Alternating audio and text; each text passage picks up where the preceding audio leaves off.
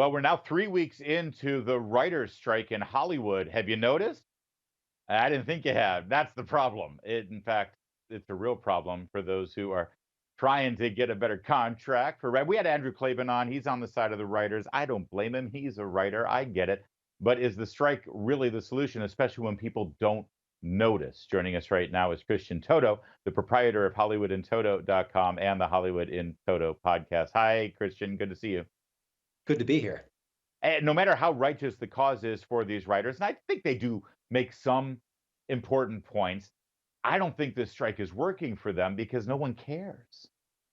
Well, no one cares yet. We haven't seen much of a disturbance. I mean, oh my goodness, there's no more Stephen Colbert monologue. So, Ah, that's time to panic. But otherwise, it seems like life is going on in the entertainment realm because there's been so much content already made. There's new movies coming out each week. So I think the flow has yet to be interrupted. The problem is if it goes on longer and longer, and there are all indications that's exactly what's going to happen, then you may see a fall without scripted TV shows. And then further on, that movie spigot may go dry. We'll have to wait and see.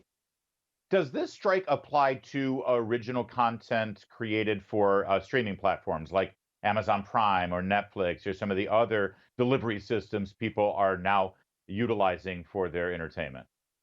It's almost across the board. And I say almost because Gutfeld, the Fox News late night show, continues to produce live entertainment, or at least fresh entertainment. That is not affected by the strike. And other platforms, typically on the right, like Blaze TV and the Daily Wire, also it's full steam ahead. So I think, in a way, if you've got this strike going on and on, at the end of the day, we may have more original programming from these niche providers than the actual Hollywood Inc. We'll have to wait and see. Oh, that is an interesting development. And of course, the last major writer's strike in Hollywood, that paved the way for the birth and explosion of reality television.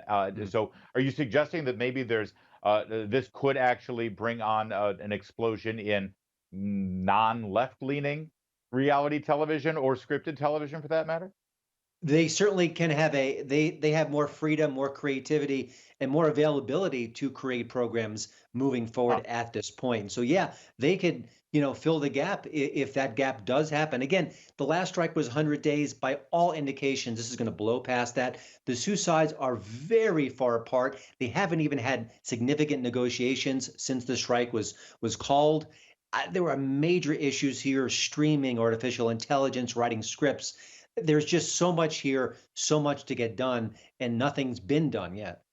Well, what we love about you, Christian, and your website, HollywoodandToto.com, is that you discuss the intersection of politics and entertainment, much in the same spirit as our late friend Andrew Breitbart when he started Big Hollywood, a website that we met each other writing on that website. So let's talk about the political irony here, because the big bad management people, the money grubbers, they're not conservative Republicans, usually the enemy of liberals in Hollywood. No, they're liberals too. In fact, they're studio heads that are constantly donating to Democrat causes. They always latch on to left-leaning causes like unions, teachers unions, and other righteous socialist AOC kind of Bernie Sanders things. But in this scenario, they're the bad guys. They're the money grubbing millionaires and billionaires that look like Mitt Romney. Well, it gets worse, you're right. But also, we're in this mess in part because of the Biden economy. It's terrible. It's inflation, it's possible recession. That's why all the Hollywood suits and all the studios have been, tightening their belts, have been firing people, have been, canceling shows that otherwise might have gone on. So in that atmosphere, it just makes everything with the strike even worse. So, and you said this is going to blow past a 100-day mark. This is going to go on and on and on. Is that because there are sort of fundamental systemic issues in Hollywood, contractually and streaming and delivery of non-network kind of content that really never got resolved back in the day? Well, part of the problem isn't their fault because we didn't have streaming back. I think it was like 2007, 2008 when the last strike happened. So we've got streaming, we've got AI potentially writing scripts or doing some of the work. You've got residuals which have not caught up with the inflation rates. So there's a lot of things out of everyone's control. But then again, there's the technology changes, the culture changes, and for all the actors who are pontificating about we love the writers and we're on their side. Well, they're getting gargantuan checks. And at the end of the day, a studio has to allot certain money for certain projects, for certain parts of the creative process. And if they're giving all that money to the actors, there's less money in the pie for the Yeah. writers. So let's not discount that either. By the way, for the record, I'm pretty sure that finale episode of Game of Thrones was written by AI. That's the only explanation I can come up with. You've written and sort of lamented the fact that people don't go to the movies anymore. They don't go to cinema unless it's a huge, major event.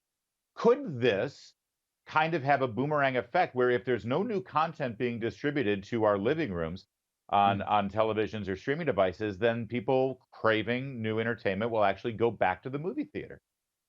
Yeah, it's possible. Also, there has been a bit of a bounce back at the box office. We've seen more and more successful films. I think films aimed for a mature audience, adult-minded dramas, I think they're going to still struggle. But one of the things I'd like to say, and this is not new content, but I know there are theaters near me that show older films. I was just in Pittsburgh a couple days ago, and they had a theater showing Who Framed Roger Rabbit. And Fathom Events, which is a company that does drag out these older films, often they're successful. So why not see Raiders of the Lost Ark this summer instead of seeing The Dial of Destiny, which looks terrible, the fifth, of course, installment in the Indiana Jones franchise. So, that Yeah. may be a way to plug the gap to a certain extent. We'll have to wait and see. Listen, I'm sorry for putting you on the spot on this, and if you don't know the answer, that's fine. But people have been sending me messages concerned about the writer's strike, but it only has to do with one show, The Chosen. Do you know if Oh. Angel Studios and the way that they're crowdfunded and the way they've created their content, are they immune from the writer's strike? Because that would be devastating for a lot of people.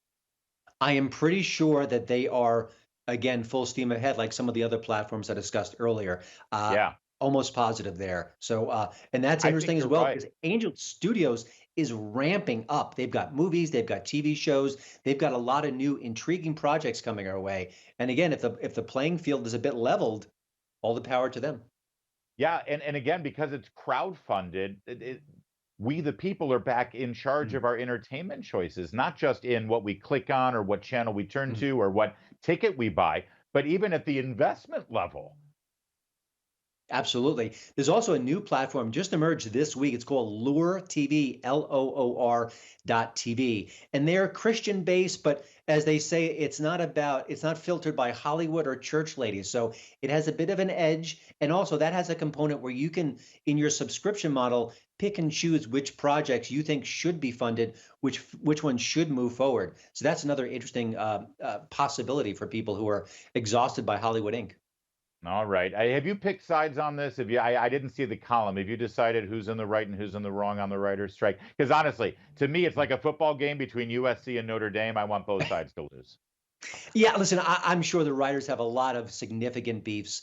I understand. And also, there are just changes that have hurt them. But at the end of the day, you got to have writers. And I don't think writers in Hollywood have been historically celebrated as they should be. So, yeah, I certainly lean in that direction. But I share a little bit of your sentiment as well.